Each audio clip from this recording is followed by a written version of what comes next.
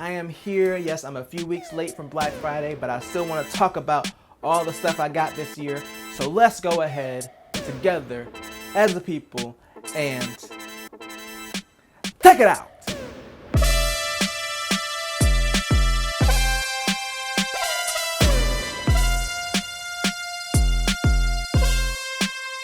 Alright, I am here to talk about all the stuff I got on Black Friday. Now, Black Friday personally is my favorite holiday, even though it's not really a holiday, it's just a day after a holiday. But still, to me, it's like my Christmas because I don't ever get anything for Christmas. Not that I really want anything, I just buy all the stuff I want throughout the year. But this is like prime season for me to buy myself a bunch of stuff on sale.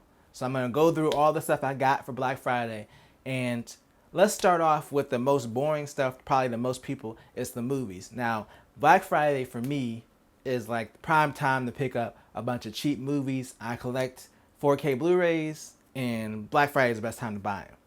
And typically I just buy movies that I haven't seen yet or movies that I really like and I'm able to get on the cheap. So this year is all movies that I haven't seen yet. So let me break down the movies I got this year. So for $9.99 each at Best Buy, I got Detective Pikachu, Parasite, and Gemini Man. And then for $7.99, I got John Wick 3. I actually got the first two for $15 in the collection last year for Black Friday. So I went ahead and copped the third one, but I haven't watched 2 yet or 3. So I was like, I might as well just go ahead and cop it because I'm going to want to watch it anyway. And at these prices, it's cheaper just to go ahead and buy the movie than it would be to rent them unless they're already included in some streaming service that you have. But I collect Blu-rays because I like the quality, because I'm old. I've explained this before. I'm just one of those people. I have a 4K Blu-ray player. I have a whole surround sound with Dolby Atmos and speakers firing at the ceiling and all that.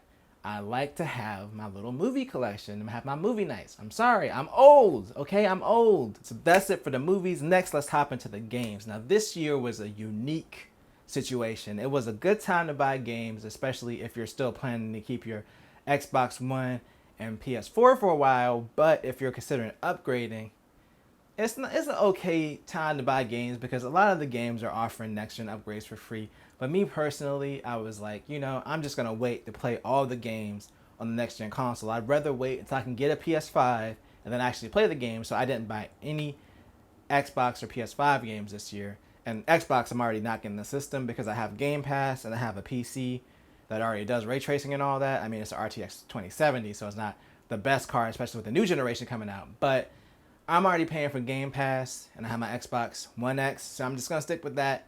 So obviously I'm not going to buy any Xbox games. And any third-party games that come out on PC, I've just been buying on PC. I prefer to play them on PC. So I didn't look at any PS4 and Xbox games. I focused on the Switch. And I'm going to be honest, I didn't get the best deals for these games because various websites like GameStop had some of these games cheaper and Target had some of these cheaper. I got them all from Best Buy. I actually took advantage of their early sale. A lot of the times Best Buy will have their sale up, like their full sale, you know, like a week or so early so you can go ahead and get the stuff you want. So instead of waiting, I just went ahead and bought the games because they were like, you know, $5 to $10 more than the other sites, but I just didn't feel like waiting. I wanted to get them now. So for $40 each, I got Legend of Zelda, Link's Awakening, and Luigi's Mansion 3. Now, I've been real thirsty for Luigi's Mansion 3, but I don't want to pay full price for it, so that one I just had to hop on right away.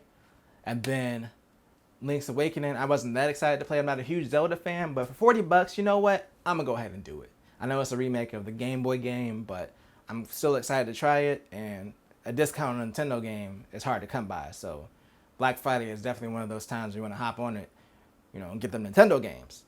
Now, I did get a few other games. I also got Super Mario Brothers U Deluxe for $35. It was $30, and I think it was even $28 at GameStop. So definitely could have saved a few dollars there, but $35 is still not a bad price for that game.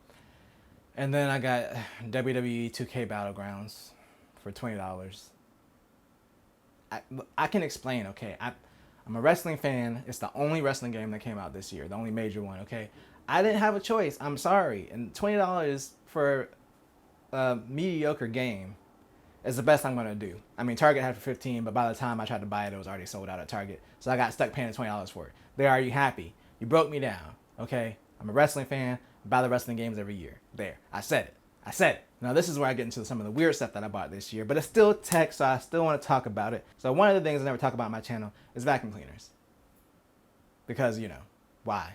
Why would I? But I've had a Roomba 690 for almost 3 years. Well, I had one, but this year I got really interested in getting a second robot vacuum for upstairs. We have 2 floors, and since I've been working from home since March, and the dogs have been out and about, the hair is just ridiculous.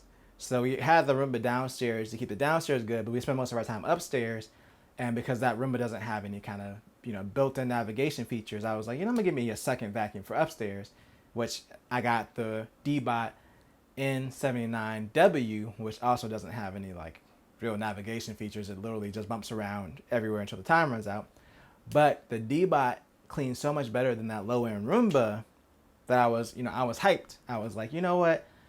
I'm going to replace the Roomba. It's 3 years old, and I'm going to get another new vacuum. So I actually ended up getting another Deebot, and this actually wasn't technically a Black Friday deal. This was Amazon, one of their deal of the day, like randomly. They just had the Deebot Osmo T5 for $350. Technically, it retails for about $600. I think right now it's like $400. So it actually was $600 at the time I bought it. Funny enough, I just went to Best Buy and price matched it, and it took like 20 minutes. Like 3 different people had to check my phone to make sure it was like the right price. I always try to pull something on them because in their store it rang up at $600 and I was getting it for $350.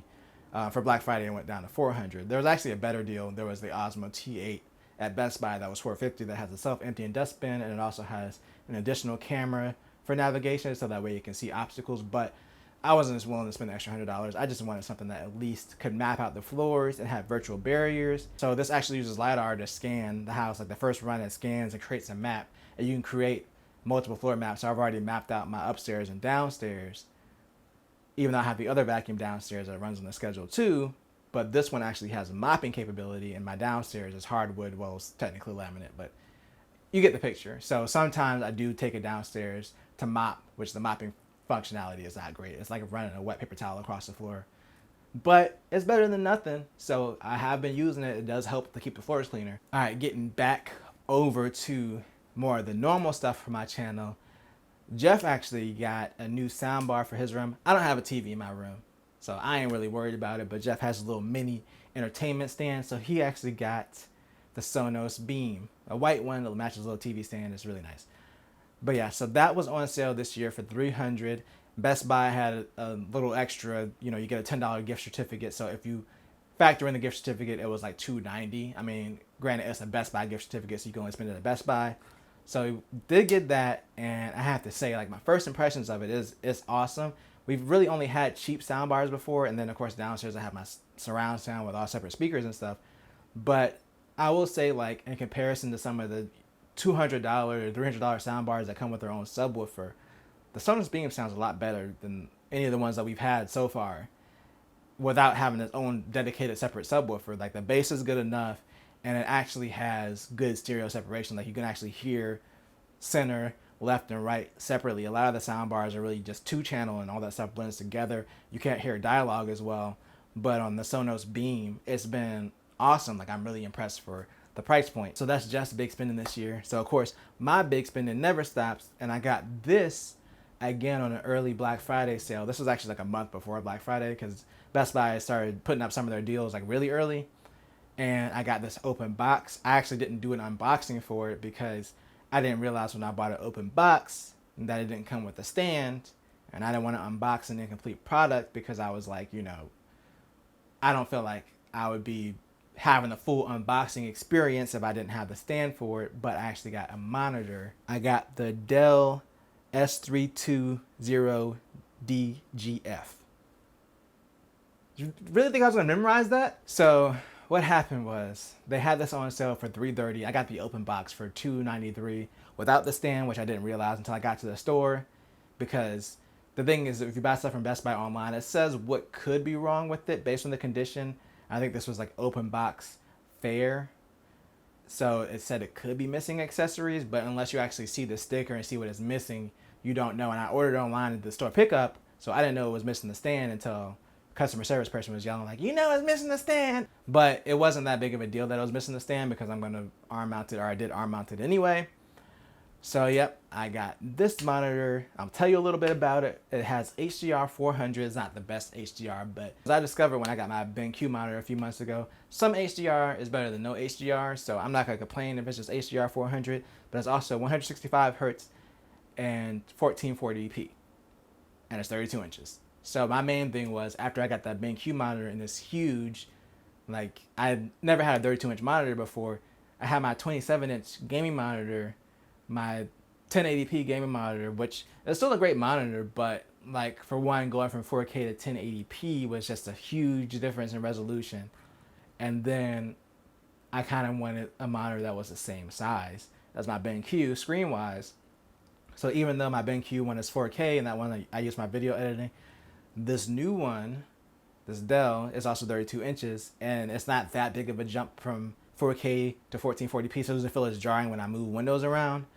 So that was the main reason I wanted it, and I still wanted a high refresh rate monitor to do gaming on. I will say that G-Sync, you can enable it on this monitor, but technically it's a FreeSync monitor, and it kind of works at higher frame rates, but at lower frame rates, I did notice the monitor flickers, like if you just randomly do something on the computer and the frame rate drops, the monitor will start flickering at those lower frame rates. So that is something to be aware of. Right now, I just have G-Sync disabled because it's 165 hertz anyway, and it's 1440p, and I'm running a 2070, so it's not going to really push most games past 165 frames, where it's really going to make that much of a difference. But it's been a really cool monitor so far. I just haven't talked about it on the channel because I was kind of waiting until this Black Friday video. And the last but not least, and this is probably going to be the most surprising but also the least surprising thing if you know me, I bought AirPod Pros again. So this year has been crazy. So I actually unboxed AirPod Pros earlier this year because when I got my MacBook Air, I got the student deal and it came with AirPods, and I upgraded them to the AirPod Pros, and I ended up giving them to Jeff, opting to keep my Sony headphones instead. But for several reasons that I'll get into a different video, I ended up going back to the AirPods. One of the main reasons was these were on sale for $170 at Walmart and Amazon this year, which is like the lowest that they've ever been, aside from when I got the student discount thing. But I had to buy a computer to get that, so it doesn't even count. So I got these for $170 at Walmart, because by the time I decided to buy these, they're pretty much already sold out. I literally had to sign up for alerts and wait for them to come back in stock. And then there was like 2 times where I didn't even get them. Like, I put them in the cart and they just kept selling out. They weren't sold out anywhere else. It was only the 2 places that had them for $170, obviously, for obvious reasons.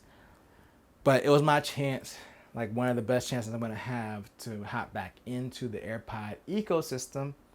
And yeah, and again, I'm an insane, crazy person, so I did go ahead and switch back to AirPods for my Sony WF-1000 XM3s. Those are the earbuds. I still am using my Sony over-the-ear headphones. But again, I'm going to be doing a whole different video on the reasons that I switched back, because it's just too much to cover in this video and I've already rambled long enough. That was my Black Friday haul. So let me go ahead and put up a grand total of how much I spent before tax. Ooh! Ooh. Take that, take it down. Take it down. Take it down. Take it down. Down.